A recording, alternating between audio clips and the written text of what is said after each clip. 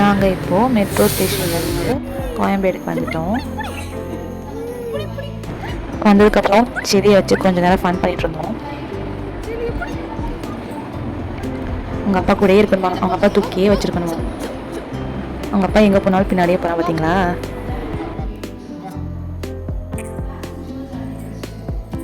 நாங்கள் கோயம்பேடுக்கு தான் போக போகிறோம்.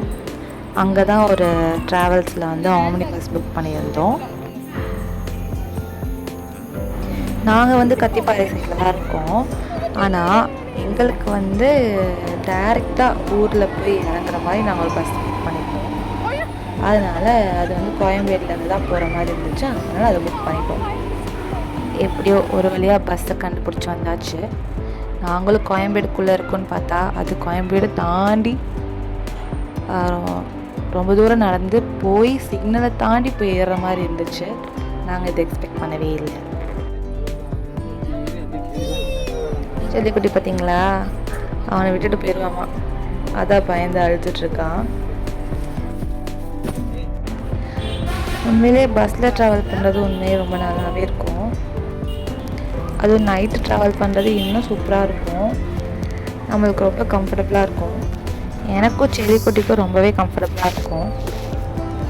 செல்லி நல்லா வேடிக்கை பார்த்துட்டு அவனுக்கு தூங்கணுன்னா தூங்குவான்.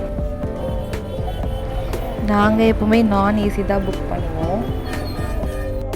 நான் ஏசி ரொம்பவே கம்ஃபர்டபுளாக இருக்கும். இந்த பஸ் எங்களுக்கு வந்து ரொம்ப கம்ஃபர்டபுளாக இருந்துச்சு. என்னதான் நம்ம பேபிஸ்க்கு ஃபோன் கொடுக்கக்கூடாதுன்னு நினச்சாலும் சில நேரம் என்ன பண்ணுறது, கொடுத்து தானே ஆகிற மாதிரி இருக்கும். பட் கொடுக்கக்கூடாது தான்.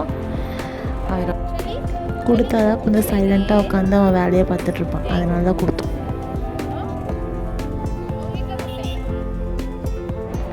ஆனால் செல்லிக்குட்டிக்கிட்ட ஒரு நல்ல விஷயம் என்னென்னா, நாங்கள் பஸ்ஸில் ஏறி கொஞ்ச நேரம்தான் கொஞ்சம் மக்கர் பண்ணுவான்.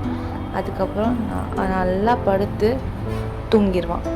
நைட்டு தூங்குறவன் தான் நடுவில் ஒரே தாட்டி இருந்துச்சு ஃபீட் பண்ணிவிட்டு அப்படி தூங்கிடுவான். ஓகே, செல்லிக்குட்டி தூங்குகிற டைம் வந்தாச்சு. பேக் டு பேக் நிறைய ஃபன்னி வீடியோஸ் கண்டினியூ ஆகும். இப்போ நான் தூங்க போகிறோம். பாய்.